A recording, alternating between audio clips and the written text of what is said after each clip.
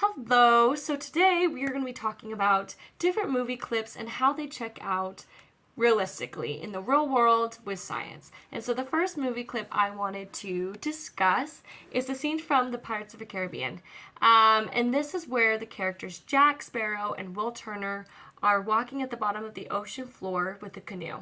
And they're able to do this supposedly in the film because there's oxygen, there's air inside the canoe as they're walking across the ocean floor.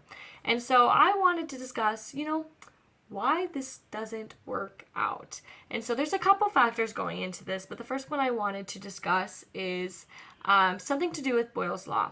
And so what this means is the volume of gas, especially as we're talking about the oxygen here, is inversely proportional to the pressure exerted by the gas. So what that means is as they are at the bottom of this ocean floor, there's all this pressure going on.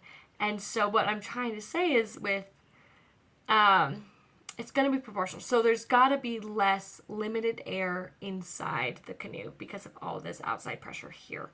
And this does technically work in the movie as we're seeing that there's some air inside the canoe still, but it would be a lot less. It would be a lot more limited. There'd be a lot less air in there, which means they're going to run out of oxygen very, very quickly. As they're taking in oxygen and exhaling carbon dioxide, they're going to be soon taking in their carbon dioxide, and they're not going to make it much longer. A second principle I wanted to discuss is buoyancy. And so the more pressure, the more upward force. And so again, as they are at the bottom of the ocean, that's a lot of pressure. It would be hard for them to hold that boat down. That canoe is not going to stay there. They would need something like chains or heavy metals, anchors, anything to kind of keep that down. So the fact that they're just holding it kind of casually and just walking across the ocean floor doesn't check out, doesn't make sense. So although a good movie, although a great movie scene, doesn't check out.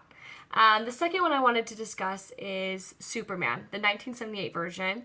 And the scene here is when Lois Lane is in this kind of crazy helicopter, starts going crazy, out of control, and they're on top of this office building, or skyscraper, whatever you want to call it, and she is now dangling from this helicopter from some strap, and at some point it's too much.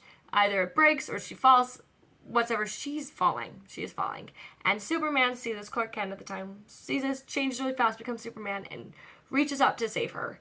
And catches her mid-fall and then brings her up to safety. And this is a common thing that you see in a lot of superhero movies, where someone is falling and there's a catch.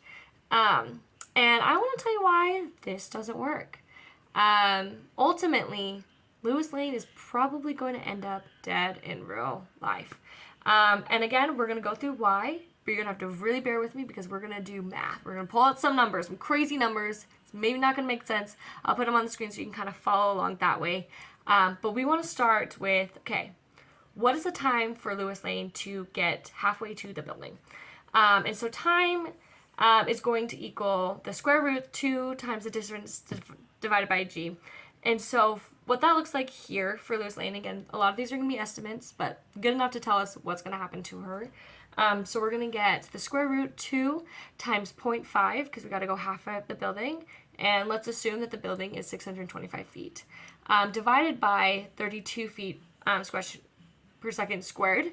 And so this is going to get us 4.42 seconds. Okay, so we got the seconds. So now we can get her velocity kind of halfway down the building. And so velocity equals g times t. And so again, we're going to get the 32 feet per second squared times 4.42 seconds. And so this is going to equate to 141.44 feet per second squared, right? Not squared, sorry, just feet per second. And so now that we have in consideration, we have to consider Superman. What is going on with him while he's meeting her, right? So again, some previous math, because there's a lot going into this. We're just going to get straight to his velocity, so a times t. So we got 6.25 feet per second squared times 10 seconds, because that's about the amount of time it takes for him to go get her. So we are roughly around 62.5 feet per second. And then we also have to take into consideration, the time for Lois Lane's head to kind of like meet her feet when she's being caught by Superman. So, taking consideration of her height, maybe like 5 feet. So we're going to do 5 feet times 141.44 plus 62.5. So both of their velocities, right? Which is going to equate to 0.0245 seconds. And so now we want to finally do the last kind of, equation. Thank you again for staring with me as I just blurted numbers at you. But what we're going to do is, we're going to get what we're needing right here. So what we're going to do is we're going to add those two velocities first. So we have 141.44 plus 62.5 divided by g, right? So the velocity divided by g, essentially. And so times time. And so we have the 32 feet second squared times 0.0245 seconds. And so what this all equates to is that force, right, is going to be 260 G. That's a lot. That's enough pressure to honestly do some damage, probably kill you.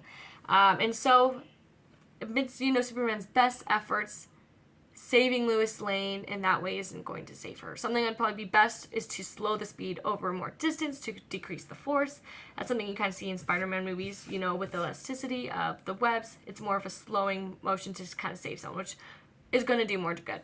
So that one makes more sense. Out of all the super movies, that one's going to make the most sense. Okay, lastly, our last clip is Up. We love the movie, the Disney movie Up. Floating house with all those balloons. And this was the most magical one, I think. And it also turns out to be true. This one is actually possible. Again, there's things to consider, right? The underwork of the home, that's going to be a great factor. But kind of ignoring all of those kind of complications, is it just possible to fly a home with some balloons? And again, the answer is yes.